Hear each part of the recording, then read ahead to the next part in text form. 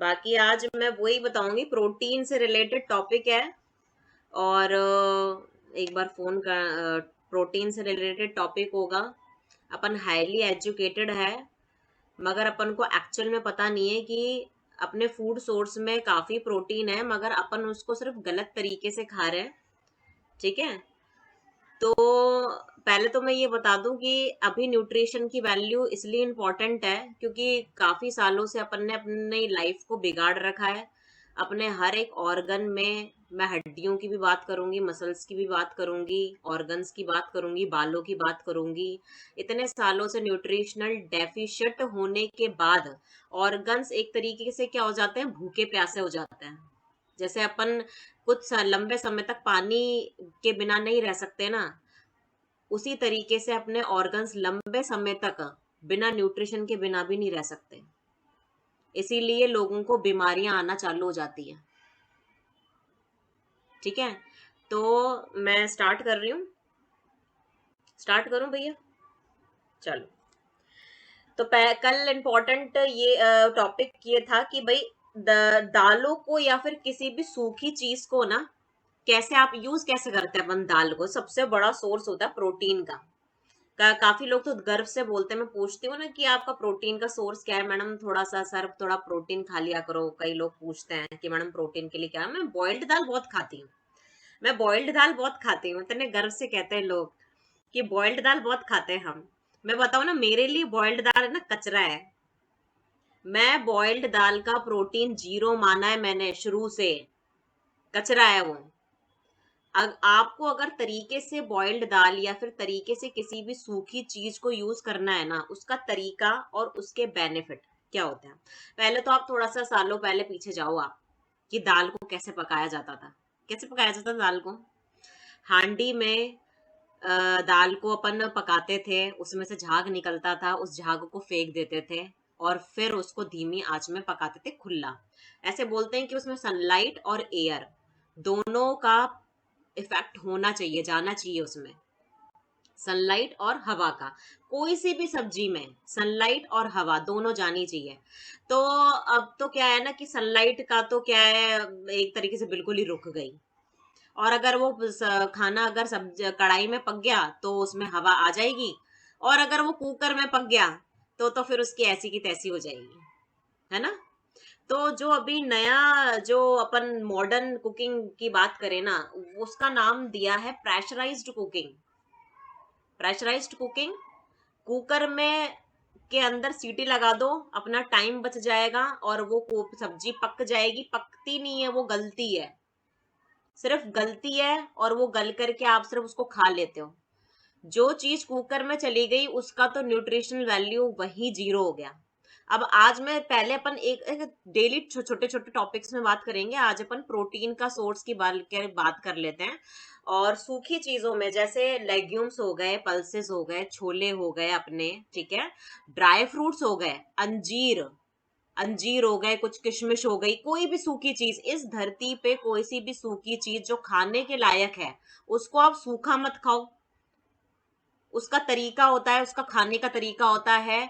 अब क्या तरीका होता है, उसको सोक्ड करके खाने का तरीका होता है। सोक्ड की वैल्यू मैं आपको बताती हूँ कि ना, किसी भी चीज को आप सोक करते हो। जैसे आपने दलिया ले लिया, आपको दाल पकानी है, आप क्या करते हो, दलिये को धो दिया और उसको कुकर में सीटी लगा के, तो ये कचरा है, इसमें कोई आपको बेनिफिट नहीं मिलने वाला है। पहली चीज मैंने लिख लिया है पॉइंट कि भाई एक भी पॉइंट नहीं छूटना चाहिए। मैं आपको थोड़ा डीपली बताती हूँ। जितनी भी दालें होती हैं, ड्राई फ्रूट्स होते हैं, उनके अंदर फाइटिक एसिड्स होते हैं। फाइटिक एसिड्स होते हैं अपनी सूखी चीज में, जो कि न्यूट्रिशन को छोड़ते नहीं है आपकी बॉडी में जाकर के। ये फाइटिक एसिड्स ऐसी चीज होती है जो कि न्यूट्रिशन को बांधे रखती है, आपको रिलीज नहीं होने देती बॉडी के अंदर।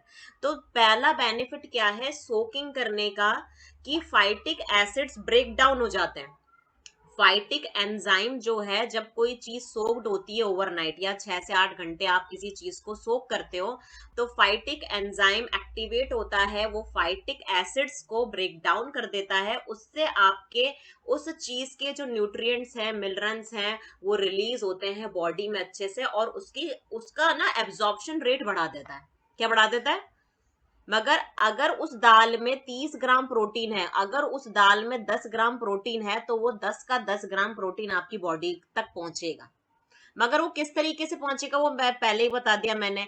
आप दाल चावल किसी भी सूखी चीज को अगर आपको पकाना है तो उसका प्रेशराइज्ड कुकिंग तरीका नहीं होता है। उसको आप कोशिश करो कि दाल को, आप अगर दाल को ओवरनाइट सोक कर रहे हो ना, वो 10 मिनट में पक जाएगी खुले में,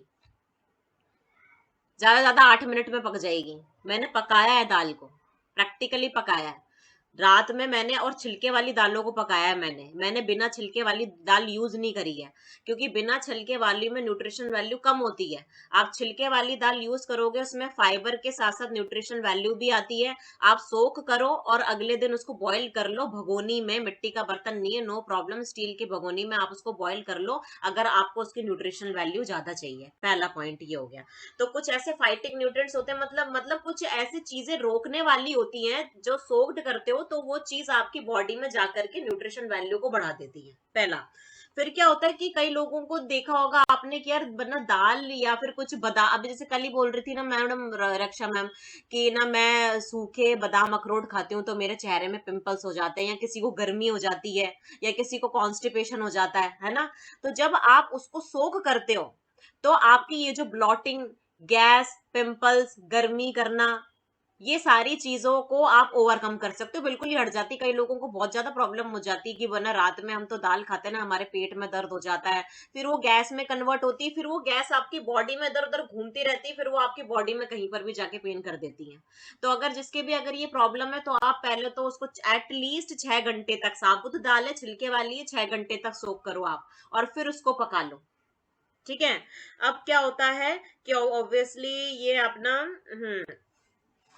अमाइलेज नाम का एक इसमें अपना एक्टिवेट होता है, जिससे दालें, बादाम, अखरोट, जो भी ड्राई फ्रूट्स लेते हो आप, अंजीर खाते हो, कुछ भी ऐसी चीज होती है, आप उसको ओवरनाइट सोक करो।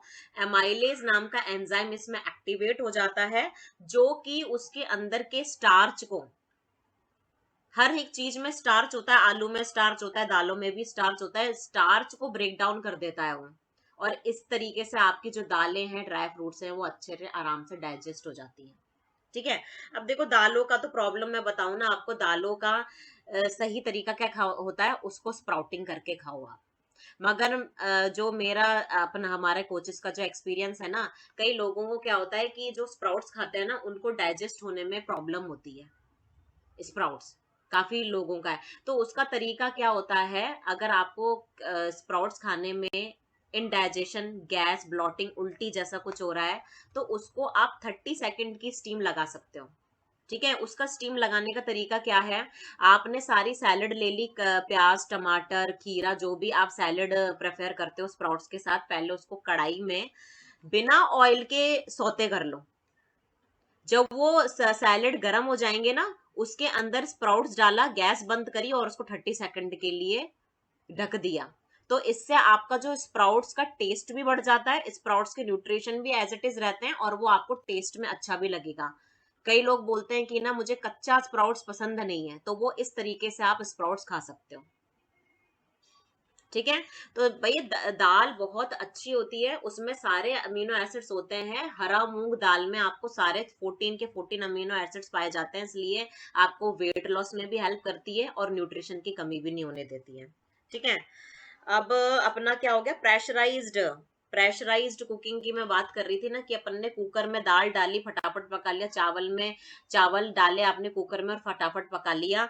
रिसर्च क्या कहती है कि पकी हुई प्रेशराइज्ड कुकिंग मेथड का जो न्यूट्रिशन वैल्यू होता है वो 97% डाउन हो जाता है।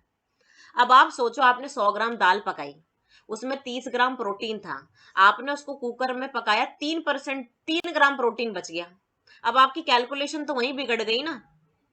आप, कई लोग तो गूगल पे यही तो सर्च करते हैं, 100 ग्राम में 30 ग्राम प्रोटीन।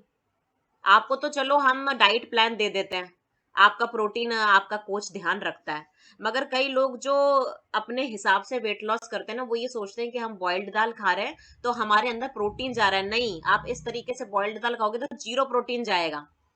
मतलब कहाँ 30 ग्राम उसमें प्रोटीन था और कहाँ वो कुकर में पक करके 3%। ये सिर्फ प्रोटीन के लिए ही नहीं है, अगर उसमें विटामिन है, अगर उसमें फाइबर है, अगर उसमें कैल्शियम की मात्रा है, विटामिन B12 की मात्रा है, कुछ भी अगर सोर्स उसमें है तो वो घट करके 97% तो मर ही जाएगा। तो प्रेशराइज्ड कुकिंग जो है वो बिल्कुल रॉन्ग तरीका है।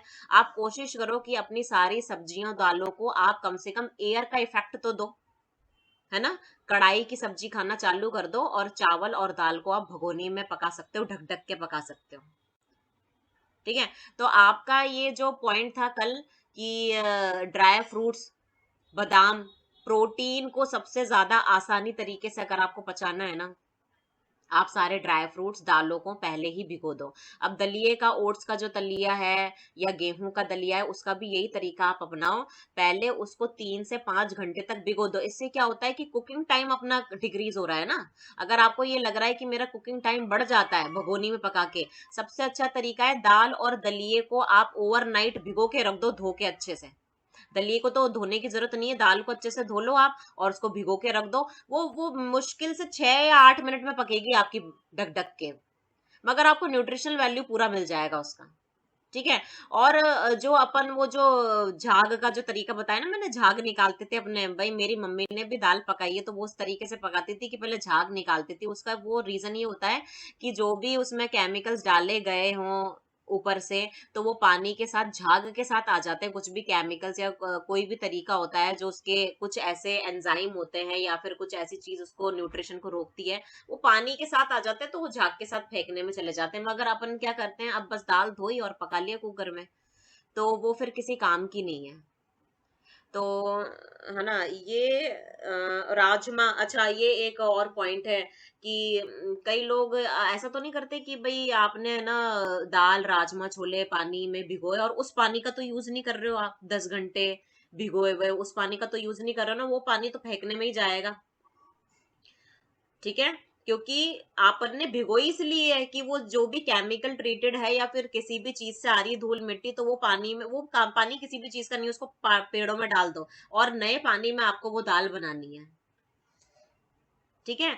तो आपको गैस, ब्लॉटिंग, इन चीजों से बचना है या फिर डाइजेस्ट नहीं हो रही है आपको चीजें, तो आप ये सारी चीजों का भिगोने का तरीका बेस्ट होता है, आपको भिगो के ही खानी चाहिए। और स्प्राउटिंग बेस्ट होती है। मूंगफली खा रहे हो ना, अब आप, मैं मूंगफली का तरीका बता दूं। सूखी मूंगफली में कैलोरी ज्यादा होती है।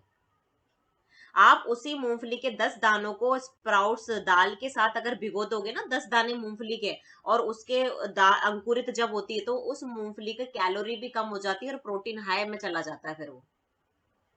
तो ऐसा नहीं कि आप मूंगफली नहीं खा सकते, मूंगफली तो बेस्ट सोर्स होता है प्रोटीन का, वो और हेल्थी फैट्स का भी बेस्ट सोर्स होता है। मगर उसका तरीका क्या है, 10-15 दाने रात में आप भिगो, अंकुरित कर लो उसको, 1 से 1.5 दिन में वो अंकुरित हो जाएगी हल्की हल्की सी, और उसको सुबह खाओ आप स्प्राउट्स के साथ मिला के। मूंगफली अच्छी है मगर वो 10 से 15 दानों के लिए तक अच्छी है और स्प्राउटिंग करने के बाद अच्छी है वो।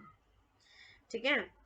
तो हाँ, स्प्राउट्स में एक प्रॉपर्टी और होती है, प्रोबायोटिक का काम करता है। जिसको स्प्राउट्स पसंद नहीं है ना, स्प्राउट्स डेली आप कंज्यूम करो।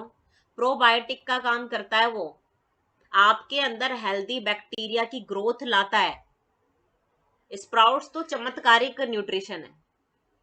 चमत्कारिक कौन सा? हरा मूंग का, वेट लॉस में भी और न्यूट्रिशन में भी। सारे जितने 14 तरीके के अमीनो एसिड्स होते हैं जो कि आपके हरा मूंग की दाल में पाए जाते हैं। ठीक है, लो कैलोरी फूड।